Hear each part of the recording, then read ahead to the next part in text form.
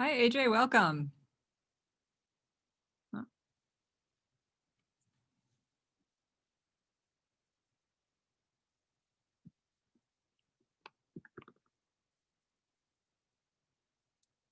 Hi, AJ, welcome. Oh.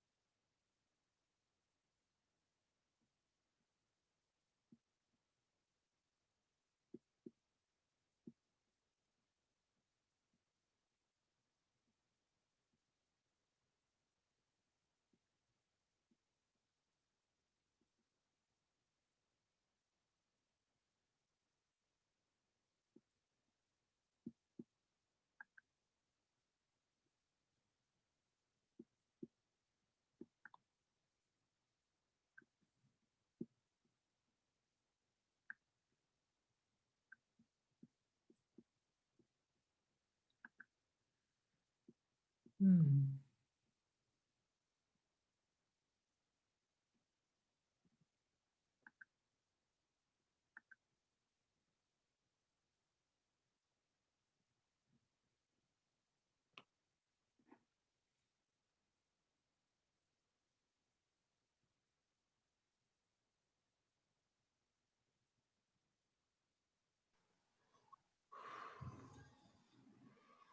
Oh, there you are. Yes, yes. I ran downstairs to get some water while I was waiting for you.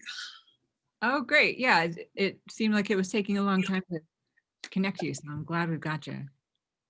I am here. Great. Is Damon going to be joining as well? Yes, yes. I gave him the link. Let me just text him again.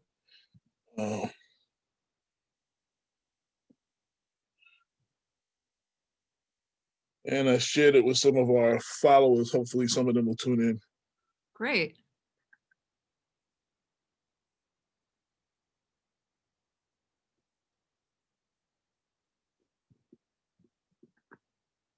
Yeah, I set up the waiting room. So you saw that message, right? That you were in the waiting room when you first joined? Well, I was waiting. I probably was waiting before you. I clicked on before early, and it was just saying I was waiting for you to start. Oh, okay. Like that. Then I ran downstairs and got me some water and Yeah. figured I'd come back up here. Okay. Yeah. Yeah. People might join a little bit late. I guess I see one person in the waiting room. So Okay. we'll just give it a few minutes. Hopefully, I don't know. I've been putting it on our social media and stuff, but I know we've got a lot of other events as part of this whole week. So I don't know. Well, I just shared it with, some of our followers and, I hate to use the word fans. And Yeah. some of them said they would be tuning in. Great. So we'll see.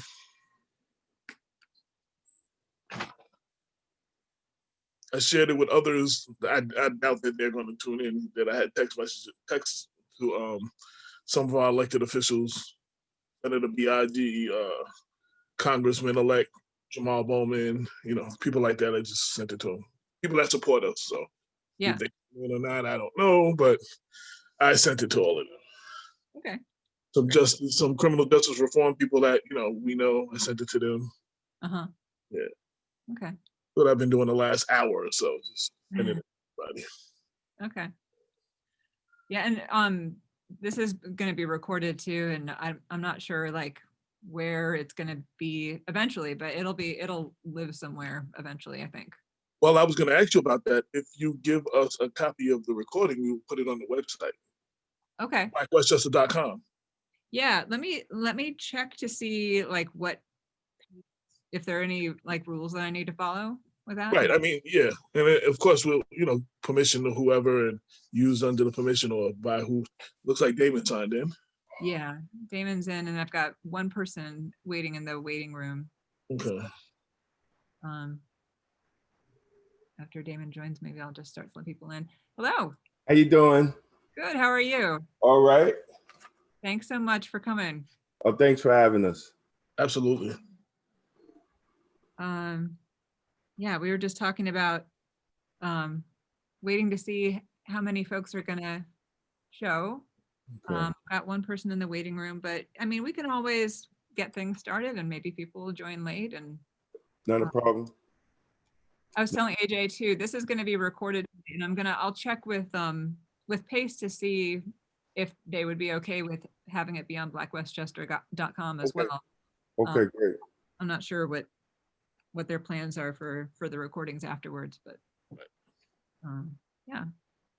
All right, well, why don't I go ahead and let in the folks who are in the waiting room, and we might get some other people coming in late. But we'll just go ahead and kind of get things started.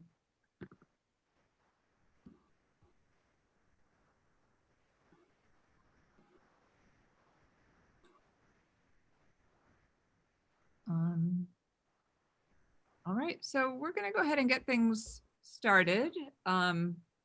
If this ends up being a small conversation, that's okay. That means we can have more opportunities to direct the conversation as we want to, right?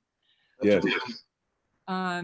So what I will do is welcome folks. I've got the waiting room set up, so I'm going to continue to monitor as people join and let people in as they join. But otherwise, I thought I would start off by giving just a little introduction to Black Westchester and to both of our guests. And then we'll kind of take things from there. So Black Westchester is a website, magazine, and radio program with the tagline, News with a Black Point of View. The website began 6 years ago and features positive stories about people of color in the tri-state area, but also stories aimed at holding local government and other powerful people accountable. At a time a lot of local media are struggling, Black Westchester also plays an important role in reporting on local political news. At a time a lot of us are focused on the presidential race, it can be easy to forget that there are other races on the ballot, and those races also matter. Black Westchester was recently featured in LoHUD, which is the online platform for the Journal News. And the October print issue of Black Westchester featured DJ Henry as its cover story. So our two guests, we have Damon K. Jones, who is the publisher and co-owner of Urban Soul Media Group, which is the parent company of Black Westchester. Damon is also the New York representative of Blacks in Law Enforcement of America and has worked for the Westchester County Department of Corrections for 30 years. He also serves on Westchester County's Police Training Task Force, which was created after the killing of George Floyd by police in Minneapolis. And we also have with us AJ Woodson, who's editor-in-chief of Black Westchester and also a co-owner of Urban Soul Media Group. And he's also described on the website as a father, author, writer, rapper, radio personality, hip hop historian, and freelance journalist. So a lot of hats. So this is intended to be an open conversation driven by questions of folks who are here. So if our group stays small, then we can keep it pretty informal, with people asking questions as they have them. Otherwise, you can put your questions in the chat and I'll watch the chat to see what people are asking. So we have a few more people coming in. Why don't we just go ahead and start off with talking about the origins of Black Westchester? How did it get started? Well, Damon, I was living in Atlanta for about 12 years. And my mother, I came back to New York because my mother had stage 4 cancer. Damon and I had a music company actually by the same name of Urban Soul in the 90s. So Damon had, while I was in Atlanta, Damon started doing more press conferences and being more politically active. And he got tired of the News 12s and the media only showing clips of his press conferences. So he knew I needed a break. I was in the hospital every day with my mom, had me come down and videotape one of his press conferences. This happened to be 4 African-American parole officers who went to Ramapo, I guess get an escape parolee or whatever it was. He wasn't there, and on their way out of Ramapo, they were pulled over by the local police and held at gunpoint for 5 minutes. Nothing ever happened, and this press conference was the parole officers announcing they were going to sue. And so Damon then, gave me the video later, and I always had a blog or something, and I basically wrote an article. If it's not safe for Black parole officers who have New York State parole on their bulletproof vests, who have their badges and guns, badges on chains around their neck, you know what I'm saying, in a government vehicle, what chance does the average brother like me have in the street? And that ended up being kind of the first article of Black Westchester. David gave me the idea. I designed the website, at my mother's bedside, and here we are. That's basically how we kind of got started. Yeah, I think it's very important when we're talking about media and journalism in Westchester County. Before Black Westchester, there was only one Black newspaper, and that was the County Press. And it hasn't been a lot of Black media in Westchester County. And before the case of the parole officer, there was numerous cases throughout Westchester County that I felt that as an activist, as someone in Westchester who spoke out against police brutality and spoke for police oversight, I felt that the victims was not getting their just due in their story and in what actually happened to them. You couldn't do it in a minute or 30-second time slot, and it depended on the writer at LoHUD, but at that time, there was one of the writers. He passed away. He was very good. Like, you had to build a relationship. If not, they came with their own biases in actually telling the story. And I'm just gonna use this, and then I'm just gonna buy a new baster. Sorry, folks, as you enter, can you please make sure, I'll mute people as I see you, but please mute your microphones. So it was talking to AJ and coming up with the idea, because that was at that time, I think YouTube was like it was kind of new. It was kind of new, and they only allowed 5 minutes, to put up, or 10 minutes to upload a video. So, you had to get the press conference in and you had to load it up. But I also started loading up the videos for just to keep a record of what we were doing as an organization, because young people, especially young Black people, they never saw Black law enforcement speak out against the criminal justice system. It was rare, but we've been doing it. Organizations like Blacks in Law Enforcement, National Black Police Association, National Association of Blacks in Criminal Justice, the Guardians Association. I've been doing it for at least 30, 40 years. So I wanted to put that up. And I think when AJ came up, the idea of doing an article on it, and then, going from there and doing more stories and addressing more issues, and, was the birth of Black Westchester. I often say Damon was a movement by himself, and I put a pen to his movement. I think that's what best describes what we do. You know, I was the person to document it. You know, I look at all, like, if you look at the Black Panthers, they had that one guy that was with them that documented it. Look at a lot of the Black movements, that was that one guy that was with them documented. Even Muhammad Ali and his resurgence and him coming up, there was that one Black guy, that one journalist that documented everything. And I felt like that was my position. And the other thing I want to add to what David said, one of the things we had a problem with in these killings of Black and brown people by law enforcement, the first thing they do is dehumanize and criminalize the victim. And we wanted to rehumanize the victim. So instead of you reading the victims, you read Dan Roy Henry, you read Kenneth Chamberlain Sr., you read Kamal Flowers and Rochelle, you know, you read their names and you knew who they were as a person. I think that was a big thing. And I thought it was important because the betrayal of Black people, but especially Black men in the media, was always negative.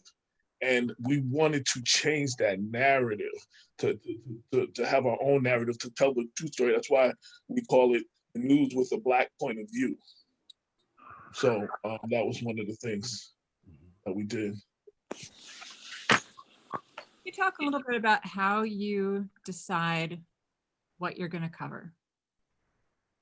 That's interesting because we have a lot of people that come to us about a lot of different things.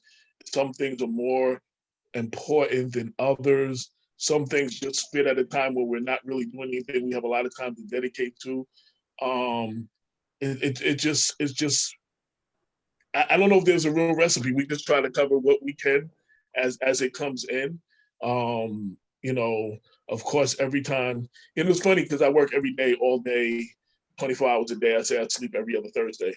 And it's like every time I say I'm taking a day off, there's an incident where someone got shot or a mayor of Mount Vernon did something corrupt or something. Like, it just, there is no rest. So as things come to us, we follow up, and ones that we can do the most work on, that's the ones we usually pick.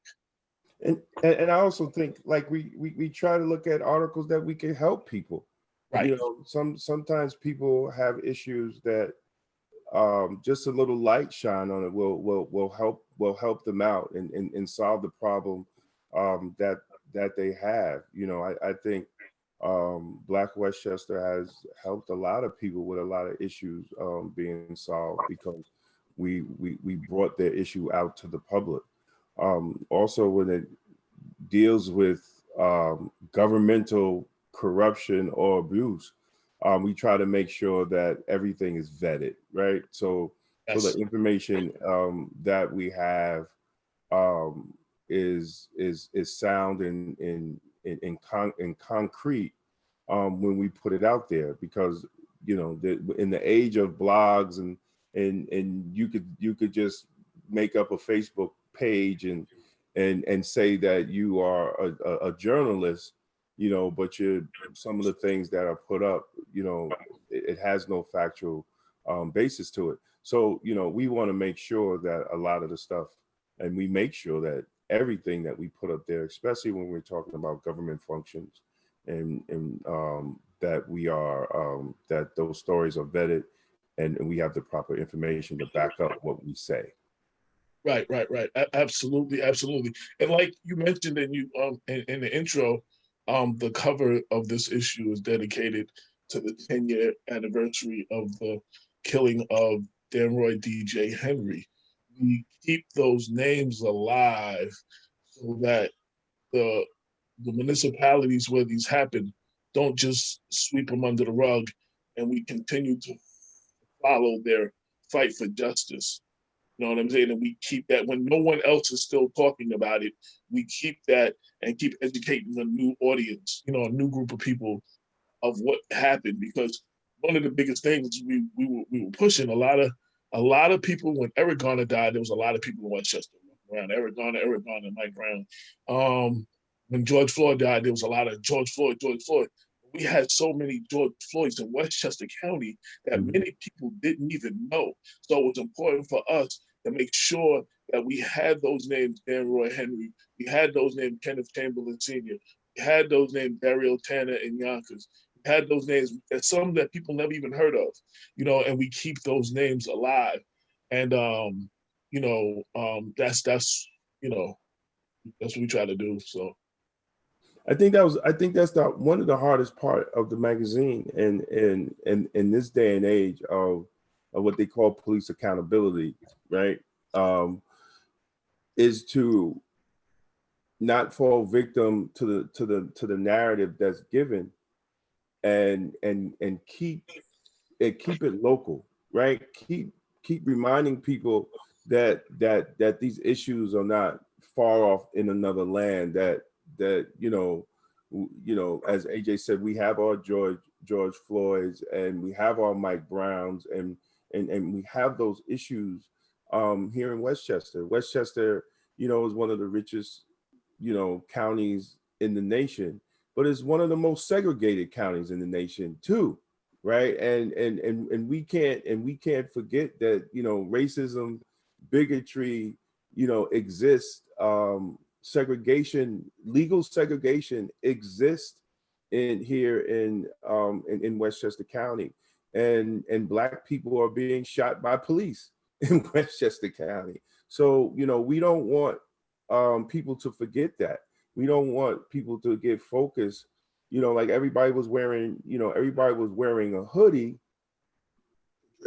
but nobody was talking about an old man was called the N-word and shot and killed by police.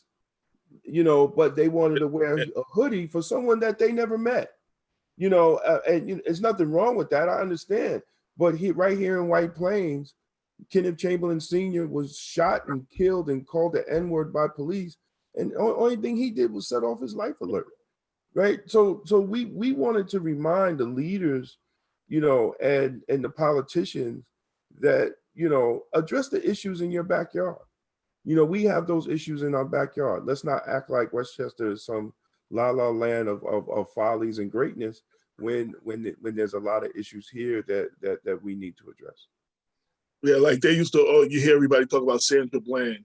That month, I think June 2016, I believe it is, there were 6 women who died at the hands of police in police custody. One of them was in Mount Vernon. Her name was Raymond Turner.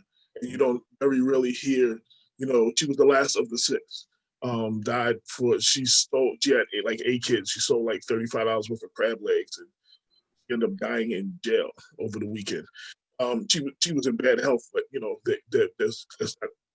not the case. They didn't watch her like they were supposed to.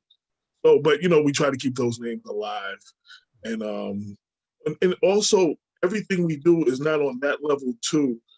We also uplift again in changing the narrative. We have a lot of unsung heroes in our community who have been putting in work for years and years and years that you won't read about in Low HUD. You won't see them on ABC or NBC or CBS. You won't see them on what used to be FiOS. You know what I'm saying? You won't see them on News 12. And we spotlight those individuals. And we've covered other stories that News 12 and Low HUD, I have a relationship with some of the reporters of both of them. There's stories that they would like to do that their producers don't think are big enough. And we shed enough light to make them big enough so that they then come behind us and do bigger stories on. That make stories that they would not have done if we didn't do the stories we did. Sorry, I just wanted to mention really quick for folks who might have joined us late, if you have a question for AJ and Damon, then please put it in the chat, and I'll be looking at the chat and passing along those questions, because this conversation should be your conversation too if you have questions for them. I recognize a lot of the names. I thank all those who are tuned in that I know. I'm seeing a bunch of different names. I appreciate y'all, especially since most of y'all just got a text from me like an hour ago. So great. Loyalty is great. So Heather has a question in the chat. You can probably see it, right? Everyone should be able to see the chat. Yes. Thank you for sharing your time with us today.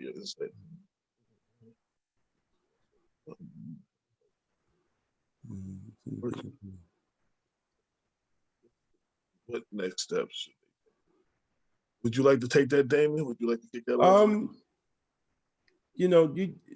find local organizations and stay as active as you can. You know, stay as active as you can. I think as young people, you know, I wish I had your time. You know, I wish I had your energy. Yes. If I could do it again, I would. You know, y'all have time and y'all have your resources, right? And you're going to continue to make resources as you get older. But like this generation, y'all have what we never had. Like we had computers, but it wasn't enough all this information that you could reach the world in a forum. You know, and you know, so you know, I think what you should do is continue to study, right? Be an open book, learn the political process, be active in your local elections. You know, I know we get caught up in what's going on in Washington D.C. and right now there's election and lines are long and everybody's in it. But at the end of the day, you know, after November 3rd, right, we still have to deal with local elections. We still have to deal with making sure not just the president, but your district attorney is a very important position. You know, your mayor. You know, we're talking about police brutality, right? We're talking about changing the culture and how police communities, especially poor and Black and brown communities. But guess who's really in charge of that is your mayor, right? Because the police commissioner works at the will of the mayor. So if something's wrong with the police department, and if the mayor is not making sure that the person that works at the will of them, which is the police commissioner, is willing to change that police department, then the next election, guess what you do? You change the mayor. So, you know, we have to understand how the Malcolm always said it, right? We have to understand how the political process, you know, works for us and works against us. And I think having more young people getting involved is the greatest thing we could do. I'd like to add a little bit, if I can. That was Heather. Every movement that we've seen has been, and every major change has been by young people. You know, we just lost John Lewis, right? Congressman John Lewis. He was 16 or 15 when he was inspired by Martin Luther King to walk over that bridge because they were going to make some change. It was a bunch of young people. Young people are the ones who make it. Now, what can you do when there's people like us? Please feel free to pick our brains and you know, get all the knowledge you can. And one of the things I told Amy, we lost a couple of really big leaders in our community, and one of the things I'm sorry for that I did not pick their brains enough. They died with a wealth of knowledge. So when we started doing what we had to do, we kind of had to start all over again. You know what I'm saying? So feel free when there's the Damons and I, and there's so many others, you know, pick our brains, ask us the questions, you know, gather all the information you can.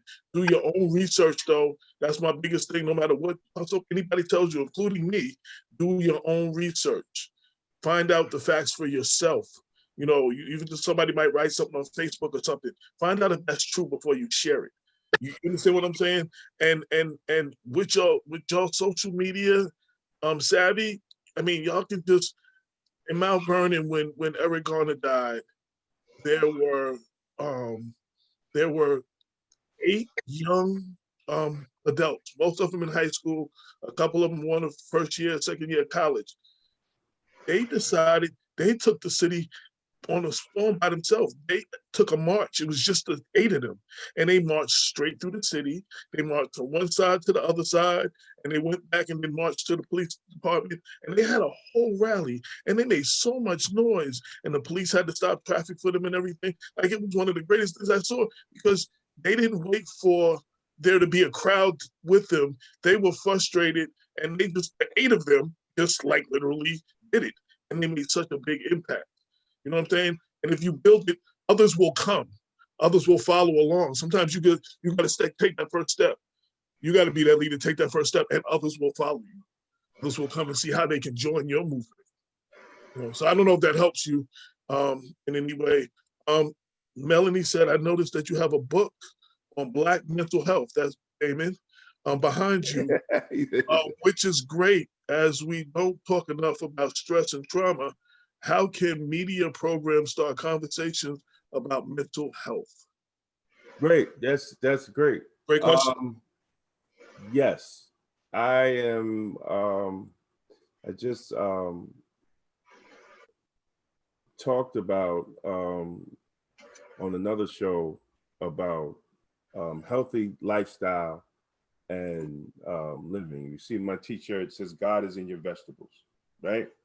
I started a 501c3 called Plant-Based Power, where we talk about healthy living, healthy lifestyle, living plant-based lifestyle. My mother passed last year from all the ills: diabetes, hypertension, high blood pressure. She had open heart surgery.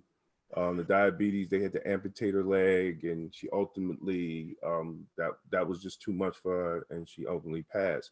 And in that, I started looking into. I noticed that, you know, I was a caregiver for 3 years, and I took her to the doctor. I took her everywhere that she was supposed to go, and I read that book, How Not to Die, in the process, right before she passed away.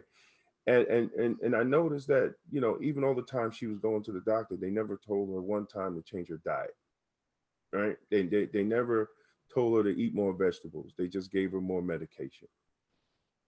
So I started looking into healthy living, and part of healthy living is mental health, right?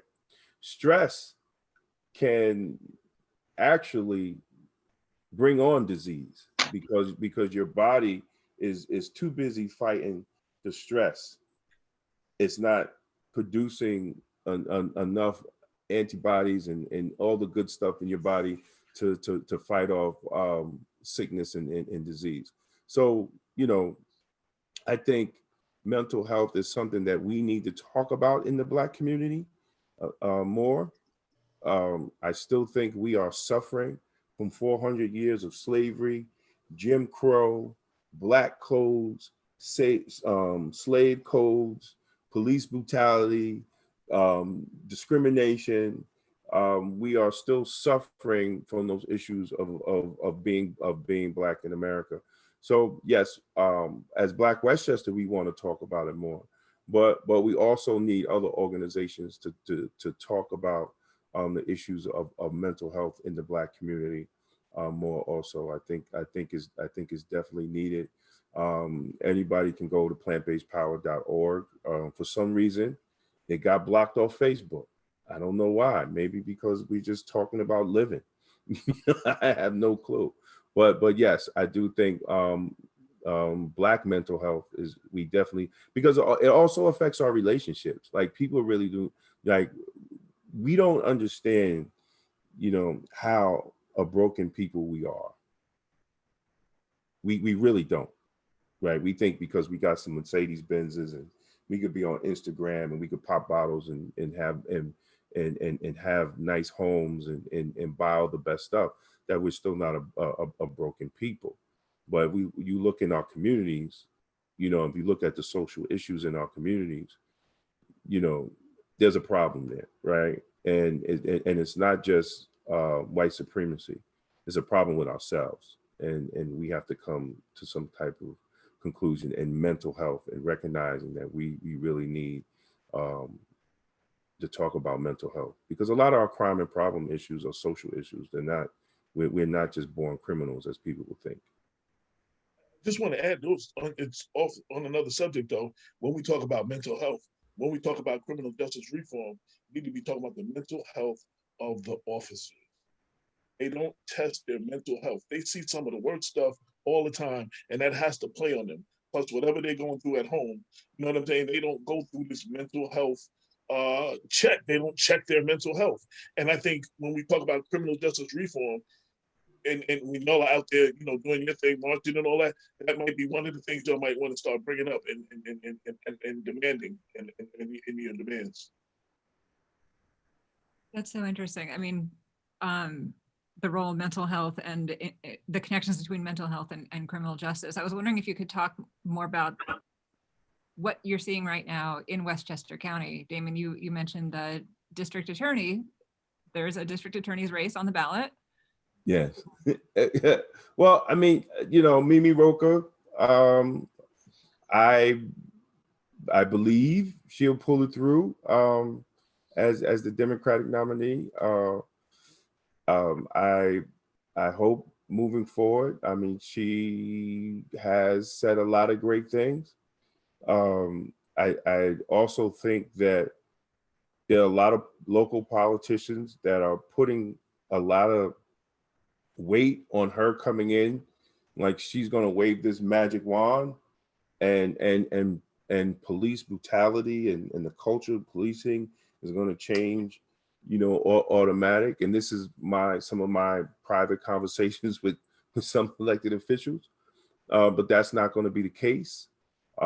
We still have to. She will look at it criminally, and yes, you know, she can make some suggestions, but ultimately, in dealing with police issues, it has to be internal. It has to come from internal in the municipalities, and they have to be willing to do it. As far as criminal justice reform and looking at crime and violence a different way, I believe she's going to do that. But that's also going hand in hand with the municipalities, because you can't say, you know, we're addressing social issues, but we're not funding social programs to address these social issues. We're not looking at how do we change our communities in a positive way through legislation. I've always been an advocate for Washington, D.C.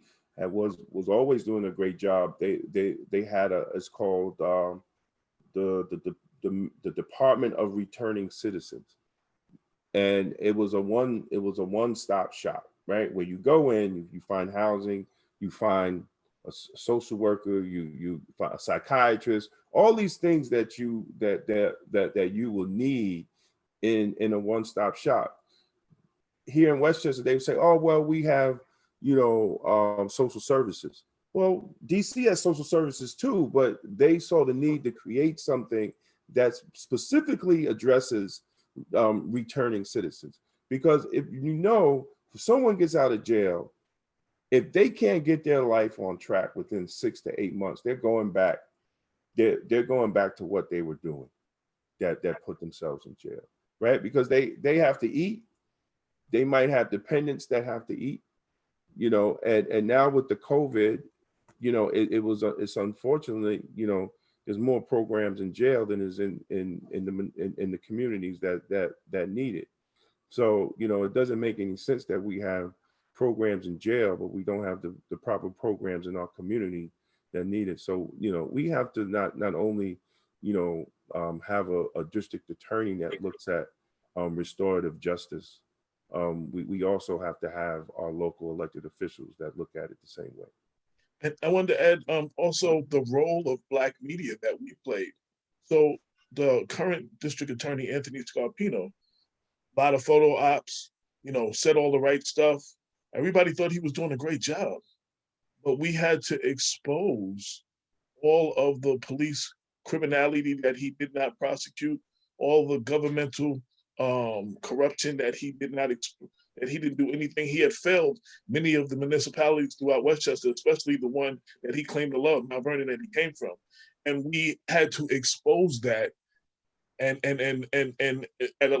when people were more informed at the ballot box when it came to making such an important decision, because your district attorney is one of the most important elections you can vote on as far as criminal justice in your community.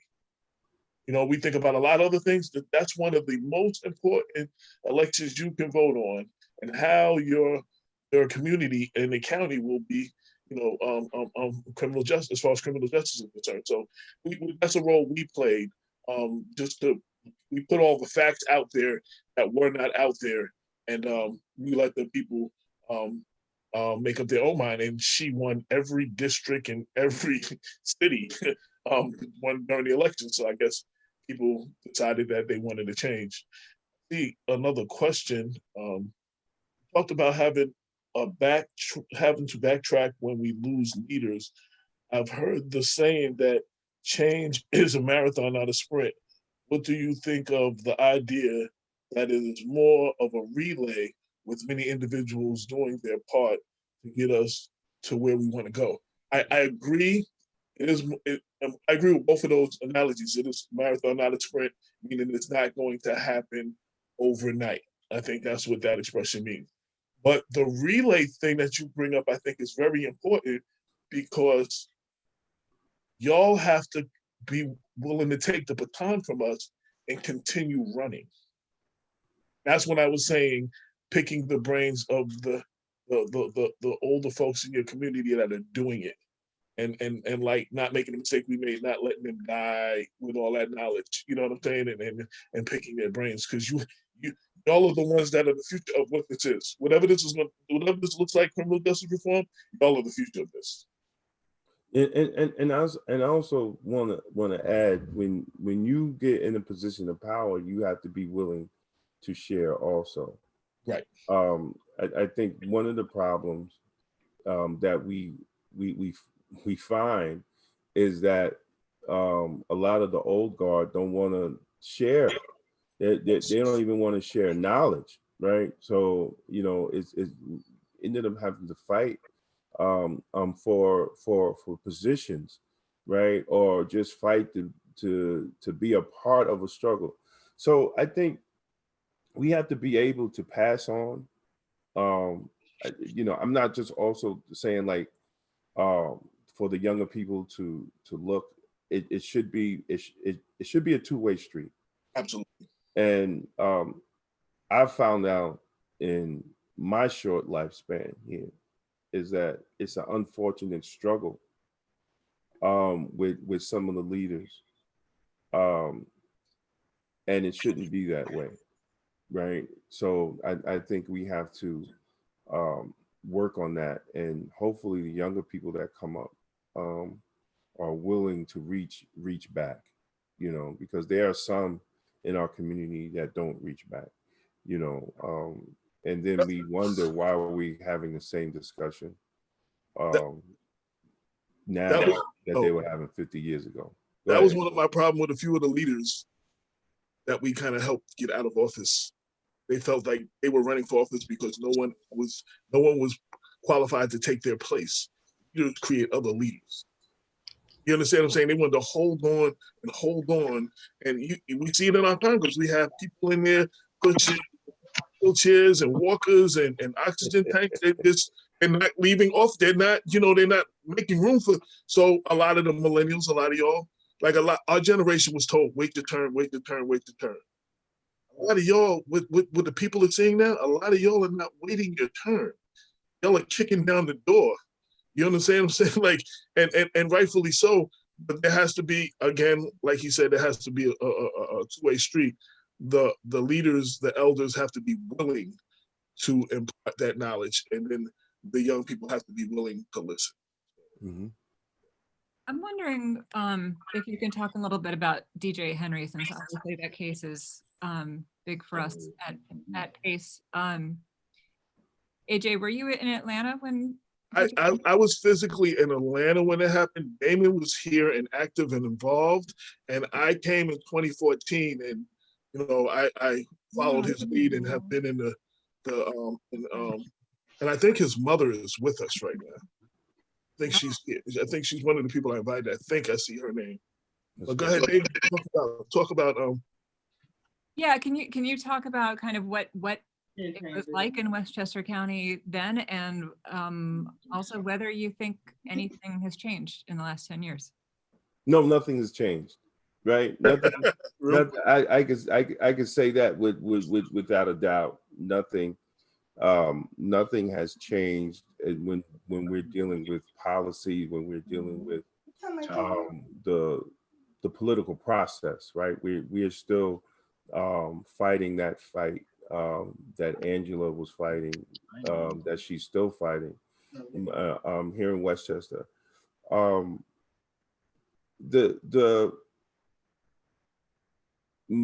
never trusted Janet DeFiore. I never trusted that she would do right by the Henry family. When being in law enforcement, like, when you hear a story, something's not right just by the way the story's told, right? And as because I was working with Bonita Zellman, who was the lawyer of DJ's friends, and as the case was going on and more information was coming out, you could see that they were not telling the truth of what happened that night. I was also very upset that the rallies that we had, that local Westchester people didn't come out. There was a lot of people from Boston, and there were the usual people from Westchester, and this was before the death of Kenneth Chamberlain, and I was very upset, because I felt that we missed another opportunity of the Westchester community to address an issue, because we failed to do it with the death of Christopher Ridley. So here's another opportunity for us to fight for justice. Here's another opportunity for the community of Westchester, not everybody. And once again, the leadership, the Westchester leadership did not step up, and the Henry family and the other families that were affected, for me, it was on their own again, and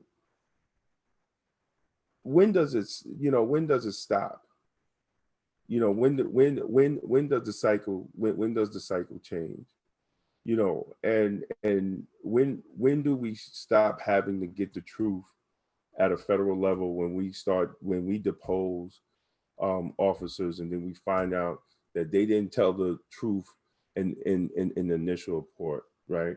And when do the elected officials from a local, state, and a federal level actually look at these incidents and create the proper laws to hold law enforcement accountable when they violate policy, procedures, and training, and they lie on their reports? So, we're still fighting that fight, in the name of the Henry family and everybody else. And I just pray that, we don't have another incident again where a young man's life is taken unjustly, and the culture of law enforcement covers it up, because that's what it was. And that's one of the things we were talking about with Black Westchester. We will refuse to allow them to cover it up. We will refuse to allow them to sweep it under the rug. You said, has anything changed? I wasn't here in the initial fight for Aaron Henry, but I did see some of the struggle of the fight for justice for the Chamberlain family. And when Damon said what it changed from what he said about Aaron Henry and the Chamberlain situation, when he called for, people for a rally or to meet at the court, I saw more people from Brooklyn and the Bronx and Long Island and from everywhere else than Westchester County. Like the people, we're not, like the people from Westchester are not standing up. Our Black leaders are not standing up. And that's another thing, I think it was Heather that asked, what can you do? We have to hold our Black leaders accountable when they don't do, when they're not stepping up. And if they're not going to step up, we need to replace them voting booth with people that will step up. And you need to address before you give them your vote, that these are your concerns. And if you're not going to do what it is that we need you to do, we're not going to vote for you. Y'all are a very important voting bloc, and they don't care about y'all because y'all don't vote for the most part. So they're not catering to you. They go by those who are voting and what they want. Y'all can change y'all can change the game by registering all your friends and getting together and making these elected officials come see y'all and address your needs. Y'all can change the game considerably. I wanted to put that out there. Angela said, thank you for your commitment for keeping the names alive for those that we have lost, that we've lost. Thank you, Angela. Thank you. Are there ways we can support the Henry family and others to hold the elected officials accountable today? Hopefully that will change with this election. Well, one election is not going to change it. We have to be the change. I just want to say that, like, real talk, like, Mimi Roca is going to have a hard job because people are going to expect her to, like David said, wave a wand, and there's not going to be. Having a Black president didn't stop Black people from being killed. And having a Black AG didn't stop officers from getting away with it when they didn't kill it. So like one elected official and one person is not going to change it. We have to be the change. We have to apply the pressure. We have to make them make the changes. We have to stay on them. Y'all have to stay on them. Damon, what things can they do to support the Henry family? You just don't vote and just go back and you have to, people have to be, you got to go to city council meetings, right? You have to write them. You have to being part of the political process is not just voting on election day, right? That to me, that is the easiest part of the whole process is going to vote. The hardest part is following up with your elected officials, their term, whether it's a 2-year term, 4-year term, 6-year term, or whatever the term is. That's the hard part. The hard part is holding your elected officials accountable. And you have the right to, right? That vote, when you stand online and you go and vote, that gives you the right to hold them accountable. It gives you the right to write them letters, send them emails. It gives you the right to knock on their door, gives you the right to go to city council meetings, right? It gives you county legislative meetings. County legislative meetings. It gives you the right to go to all the open forums that you're able to voice your opinion. That vote gives you that right. And you shouldn't just give that up, right? You should hold them accountable and let them know what you feel that they did wrong or what you think that should be worked on. And what legislation, even what type of legislation you think needs to be passed. It's your right to do it. And I think we as people of color, we as Black and brown people, we do not do that enough. I think we're caught in the symbolism of voting and having Black people in office, but we don't understand the substance of it and what it actually means in our everyday life and what we need to do to hold them accountable. DJ Henry's mother responded to y'all. She said, we're fighting to have the case re-examined. Our hope is that Mimi Roca will open it, but we need to put pressure on the governor, Cuomo. So those are some things that can be done. contacting the governor, writing letters to the governor, blowing up his social media. Exactly. A lot of things like that, putting pressure that they need to reopen this case, that they re-examine, that you put it, re-examine that case. That is one of the things that everyone can do. Damon, you've been on this countywide police training task force, right? Yes. Can you tell us a little bit about that? And are you optimistic that it will lead to some change? Well, all right. First, I'm not speaking as a representative of the task force. I got to make that clear. I had an old mentor, Robert Goodstein. He was a lawyer. God bless the dead. I learned a lot from him. And he used to always say, never get on these committees. Right? He used to always tell me, and I say, why, Robert? Why do you want me? He says, because you can't criticize it, right? You can't critique it if it's all messed up, because if it's messed up, you're part of it, right?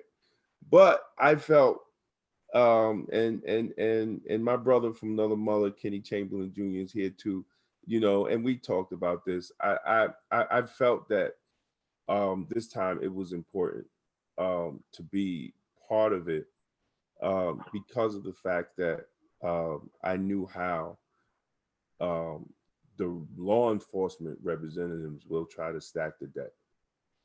And as someone, in law enforcement who believes in community control of law enforcement, I wanted to be part of it. I truly believe that we will come out with a good, decent document if it has anything to do with me and Kenny, right?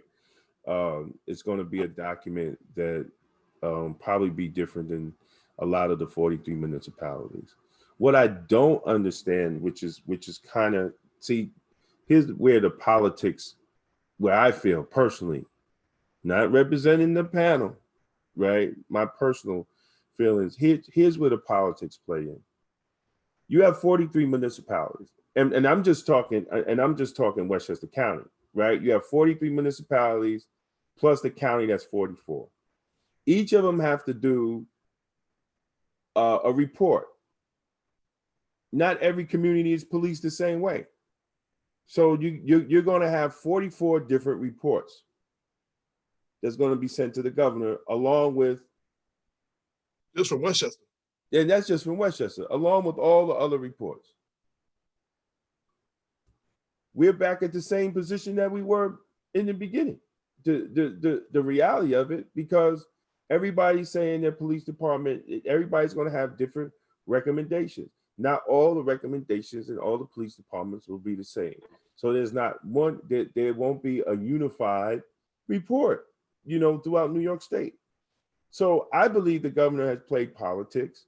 He put the pressure on the locals and the county, instead of him telling the attorney general, who is the head law enforcement agent of the state, New York State Attorney General Tish James, to put a committee together and come up with best practice and policies and training. And this is what we're doing at the state. I think that the people of New York have been bamboozled, right? And there's going to be some more confusion. Well, hopefully, something good will come out of it. I hope that's not the case of what I see. But, I feel that the governor could have did better. He could have had the AG just put a panel together of whatever the best minds that they could put together. No different than what they did with police on police shooting task force, after the death of Detective Ridley. They brought the best minds that they could find. They created Governor Patterson at that time created a task force, and they examined why Black cops, off duty or on duty, were being shot at or killed by their white counterparts, and they did a report on it, and it came out simple that racial bias, conscious and unconscious, plays a decision for a police officer to shoot a subject, right? So they spent all that tax dollars to come out with something that we already knew, but at least it came from the state and it went top down with the recommendations. I just think this has just created more confusion, but I think as far as I'm concerned, and as far as Westchester County concerned, we're going to try to make sure that we come out with the best product and recommendations and training and policies and oversight that we could come up with for where we live. I can't worry about everybody in any place. I see a statement from Kenneth Chamberlain Jr. He said the problem will be getting the other municipalities to go along with the effective practices that the county comes up with. But as you stated, we will push hard for that. Yes. And thank you, Melanie. Thank you, Melanie, for your comment that this is amazing discussion. Thank you. Thank you. Thank you both for being here. I see that we have just a few minutes left, so maybe let me ask you, I mean, if anyone wants to put a last minute question in the chat, you can, but what thoughts would you like to leave us with about, what are people missing when it comes to whether it's, violence involving police or involving, understanding how the media and other kind of institutions are affecting people? How can we do better? Good question. Very good question. I'm hoping that Black Westchester is helping with that and putting the information that doesn't normally get out there so that people can make more informed decisions and be more educated. I mean, that's at least what we're trying to do. But again, one of the things I just want to say, don't take anything anybody says, look it up for yourself, research it for yourself. There is so much misinformation out there. And I think we have to be careful of that, especially your generation.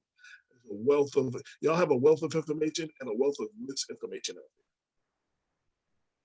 Yeah. I think just be more as active as you could be. Be as involved as you can.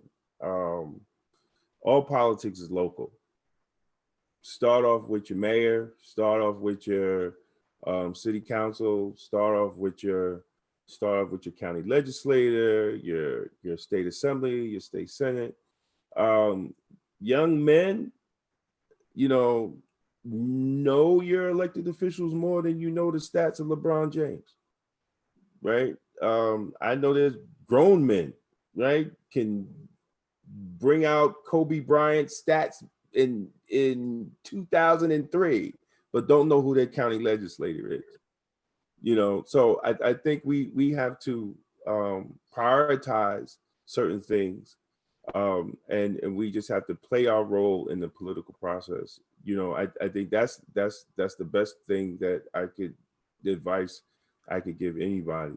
You don't have to be rah-rah and be screaming and hollering at all the city council meetings, but to show up and be informed, to write letters if you feel that you have to know what's going on, because our lives is ruled by legislation and laws, and maybe one day you will run for office, because that's the only way we're gonna be able to change our reality in America is through legislation and laws. Brandon said, thank you guys for dropping some gems and continuing the conversation. We will definitely tune in and share all the media. I want to thank Catherine for inviting us. Yes. We could have had this conversation forever and ever. There's so much that we could have talked about. But if anybody wants to reach us, the website is blackwestchester.com. Our email, the best way to reach me is blackwestchester@gmail.com. If you go to the website, all our social media is there. If you reach out to Damon and I, we definitely answer any questions. And, if y'all want to pick our brains or anything, I'm always available to do that. I thank y'all for giving up your time to sit through this. There's a lot of other things y'all could be doing right now.